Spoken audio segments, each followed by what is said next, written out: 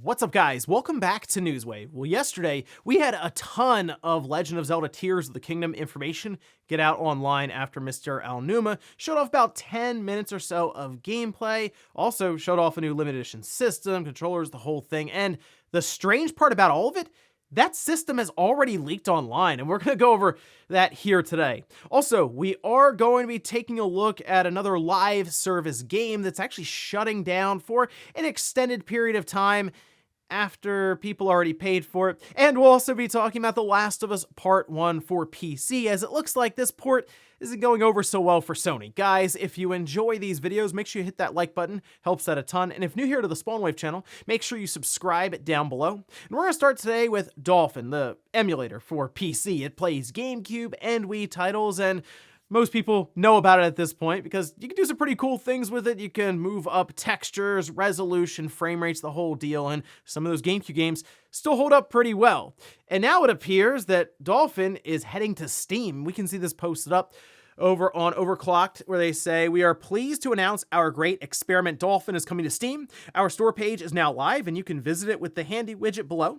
However, due to how Steam works, you won't be able to download the emulator through Steam just yet. Feel free to wishlist us to be notified when Dolphin is available to download on Steam." Now, the cool thing here is it looks like it's going to function for Windows, Mac, and Linux. So basically across the board, you should be able to use this emulator. And I know it seems kind of weird because you can already just install it on basically any of these systems as it is, right? And even on the Steam Deck. But I will admit, getting it on Steam Deck, a little bit more work as opposed to just hitting a few buttons on Steam and it installs. And that's the biggest thing here, is the convenience factor. And yeah, it'll just continue to provide more and more exposure to a really good emulator. So if you're someone who's been curious about it, maybe on Steam Deck, but you haven't decided to go kind of in the back end or basically the desktop mode to make it all happen, looks like you'll be able to just grab it through Steam pretty easily soon. Also, it looks like news for Microsoft's Activision Blizzard acquisition continues to move in a positive direction for them after we heard from the CMA that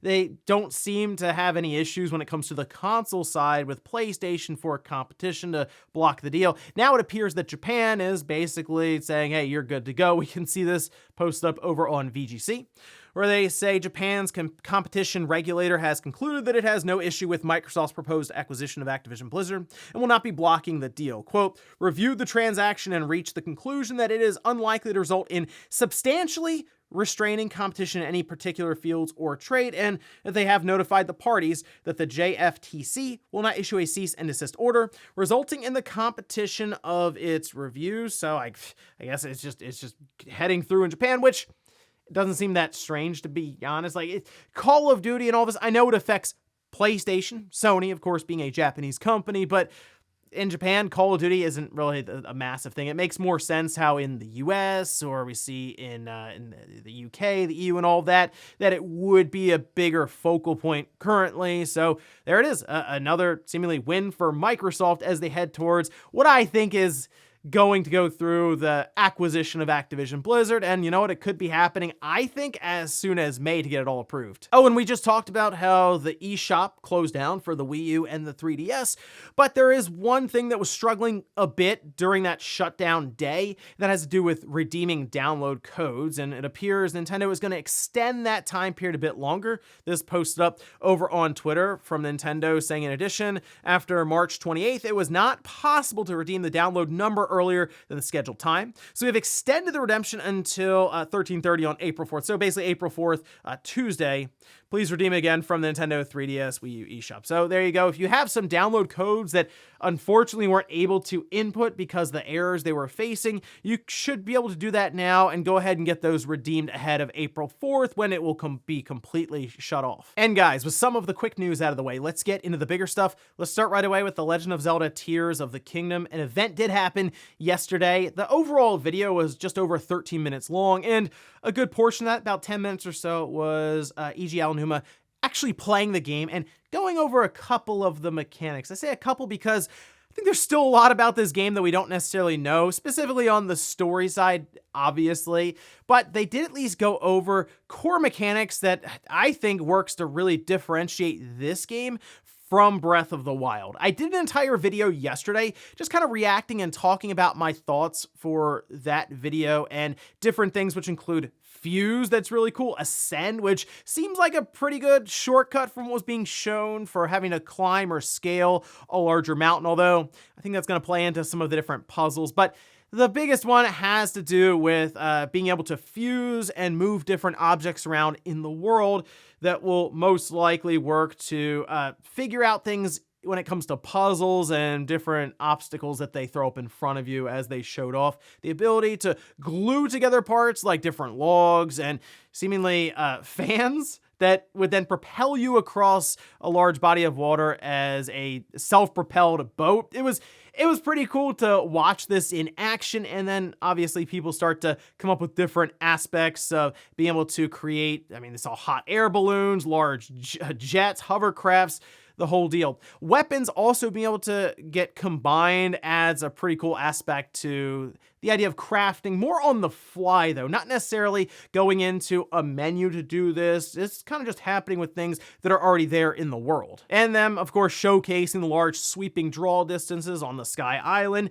and then going from Sky Island seamlessly down to the ground level by basically skydiving it's pretty cool stuff it is. So I am really looking forward to Tears of the Kingdom. Seems like there's still a lot to uncover in this game. For example, are we doing shrines? Are we doing dungeons? A mixture of both? And what's going on exactly in this game that has Link going through solid objects like Lemillion from My Hero? Anyway, the other thing that was revealed was a new special edition system, something we were expecting though, because it leaked out early through different images and it looked pretty legit. So we were just kind of hanging out waiting for Nintendo to finally showcase this. It is coming out though ahead of the release of Tears of Kingdom, as expected.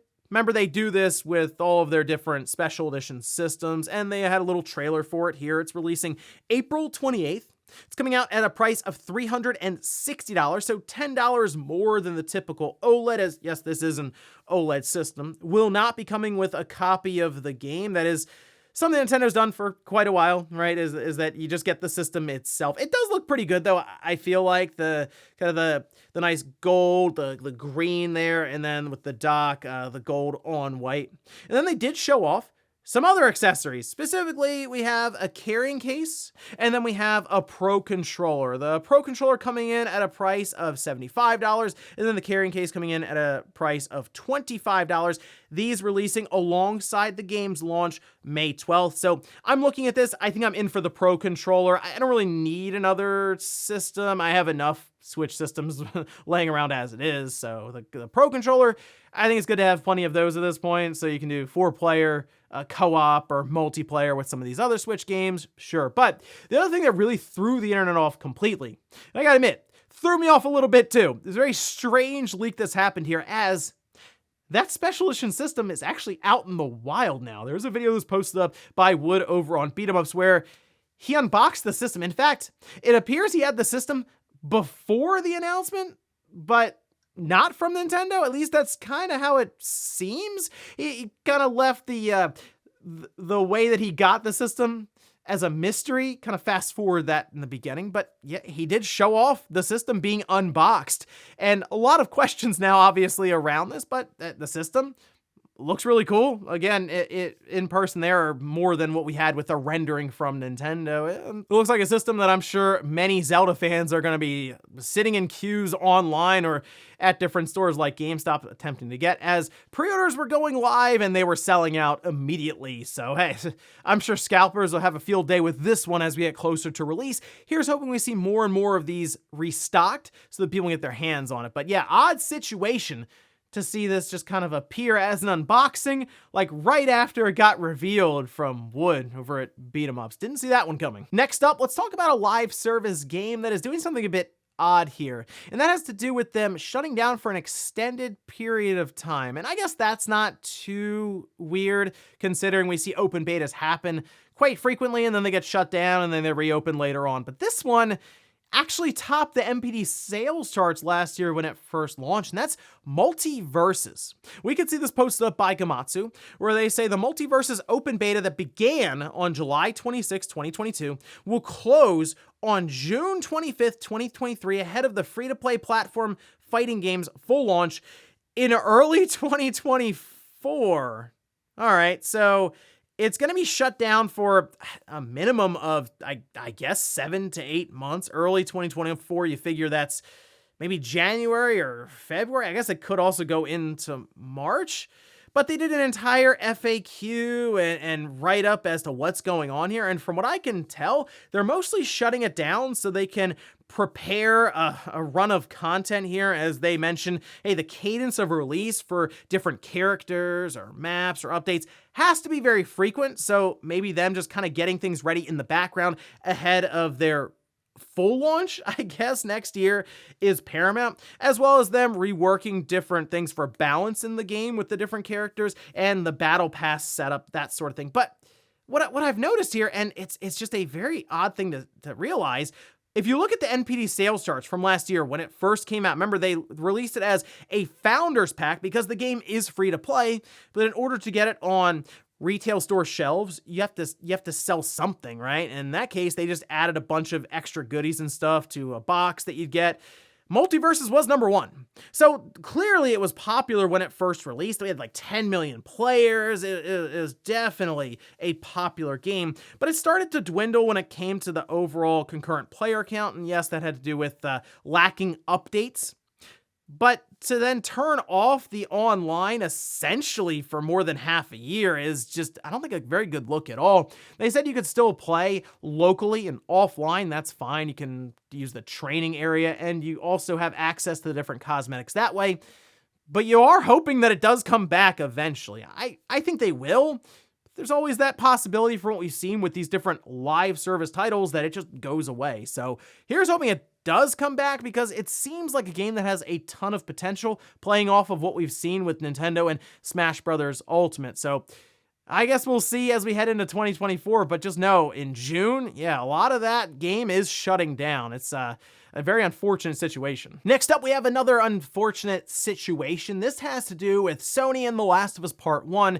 As, of course, we know, it was ported over to PC, and this is a big initiative from Sony, where a lot of their PlayStation studios, their first-party games, are just kind of slowly moving over, and it has picked up pace pretty well now. And with Last of Us Part 1, that's a big franchise, Last of Us for Sony, moving over to PC, to me, seems like the floodgates are completely open now, and I think we're lining up for that big day and date for release on PlayStation and on PC, and I think we already know which one that's going to be. But let's take a look at this. This is over on the Steam page for the game, and you'll notice mostly negative for reviews, and this has to do with the overall port itself being pretty bad, certainly well below average. As an example, if you're someone who has a Steam Deck and you thought, oh, this would be really cool to play there, compiling shaders takes about an hour. You don't really want to play the game until you at least compile the shaders, because it's basically unplayable as it is. There was a really good video that showcased a lot of this from Gaming on Linux. And the other unfortunate part is that the game itself just seems to crash consistently. We're talking 3, 4, 5 times an hour. And, you know, you start the game up, it does take a little while to get the gameplay. So if you think about, well, it takes an hour to compile shaders, and then takes a good bit of time just to get to the gameplay to see if you like the game itself as it tries to open with that narrative experience. It's a 2-hour window for refunds when it comes to Steam, so not a great look there overall. Now, the studio that ported Last of Us Part 1 to PC was Iron Galaxy, and they've had some rough outings in the past for PC ports. They did indeed port over Batman Arkham Knight for PC, and that wasn't great when that happened. It took a while actually just to fix that game for PC, and now we're kind of seeing it play out again here for The Last of Us Part 1. Certainly not the release Sony was looking for, and they kind of withheld review codes from what I've seen. Up until release, there were no reviews out there. It basically was relying on people to buy the game on Steam to find out for themselves, and then probably, I assume, refund it immediately. But that's where we are now with this game. It does not look like one that you want to pick up now and hopefully wait for either Sony to respond or just patches start coming out all over the place, because it sounds like this game really needs it. And it does seem really weird that this port turned out the way it did, because it appears Naughty Dog is certainly looking towards the PC audience as a big pillar for them going forward alongside of PlayStation. Look, we can see this over on their website. They did launch this entire page as the game was releasing onto Steam, where they say, where will the Naughty Dog development adventure take us? Rest assured, PlayStation and PC players. We're already looking forward to sharing more, whether you prefer a DualSense controller or a keyboard and mouse. Developing for both platforms empowers us to incorporate lessons learned from either into the overall design of our games.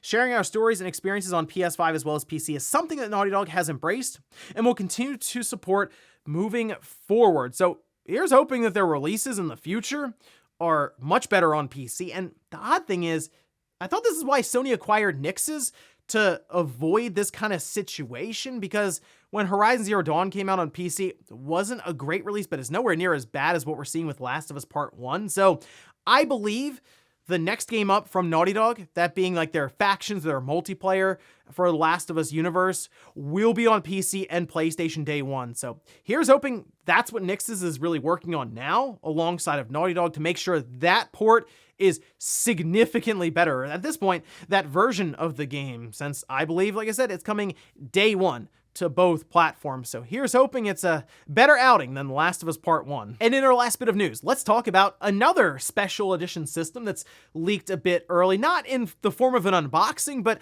one that we can now expect to be announced at any time. This posted up over on Twitter. This from Bill says, an upcoming release, a new Xbox Series X Diablo 4 edition is on the way. No idea about its design, but it doesn't have the word bundle in its reference, so the announcement date is to be determined. The release date is June 6th, and the price is $560. Now, it's very important they mentioned that it doesn't have bundle in the reference. This should be a special edition system in the sense that it will have a unique design, similar to Halo. Remember, Halo Infinite had kind of that, almost that star, that like starlight galaxy looking Xbox Series X. I assume we'll have something similar, not necessarily like for it being a galaxy theme, but something that will have kind of a new paint job to it, right, for Diablo 4. It is interesting, though, that this is the case, because we know that the deal is still ongoing, but it seems like more and more news is pointing towards it being wrapped up sooner rather than later, and Microsoft has the expected closing time to be before or even on June 2023, which is right when this game would be coming out.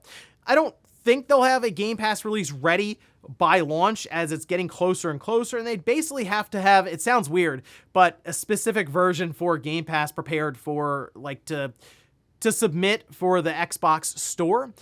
But it's just the way things line up here, it looks like it will have an Xbox Series system ready to roll, at least when that game comes out, and then maybe a few months later, they can have the game go right into Game Pass. But yes, for Diablo fans who just like to buy everything Diablo related, maybe you're looking at an Xbox Series system, might want to hold out a bit, as it does appear that Diablo 4 will have a special edition system that won't just be a bundle, it'll be an entire new paint job. Also, out of all the games that Microsoft has coming up, who would have thought that it would end up being Diablo 4 that would get the next big console special edition system?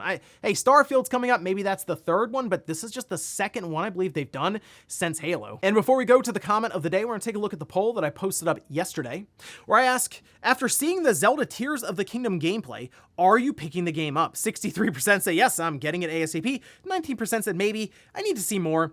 18% say no, I'm not interested. So as you kind of expect, the overwhelming majority is saying that they're picking it up, or they're at least interested in the game itself. And I feel like we're going to see more about this title leading up to launch. And at this point, they can just release pre-recorded 2 to 3 minute gameplay trailers showing off different aspects around the world, and just avoid the story spoiler part. And maybe on launch day, they have something that really dives a bit more into the story itself to set up this big time release from Nintendo. But I saw people maybe backtrack a bit on the DLC statements leading into this.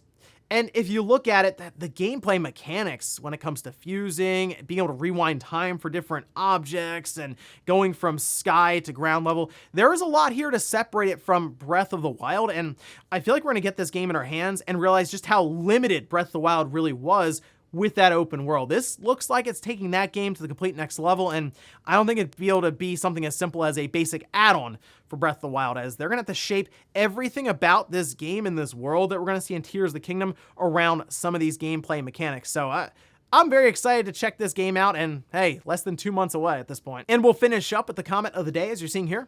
This is from a villain saying, with how much Skies of Arcadia is going for on the second-hand market, it absolutely has a chance on modern platforms.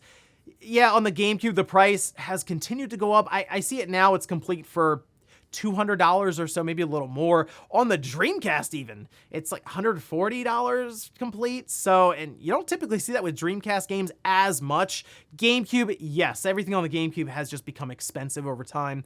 But really, at this point, looking at it, I just recommend people emulate it. Sega hasn't been trying to sell it, and it's mostly just people reselling it on eBay and Amazon that are making the money anyway.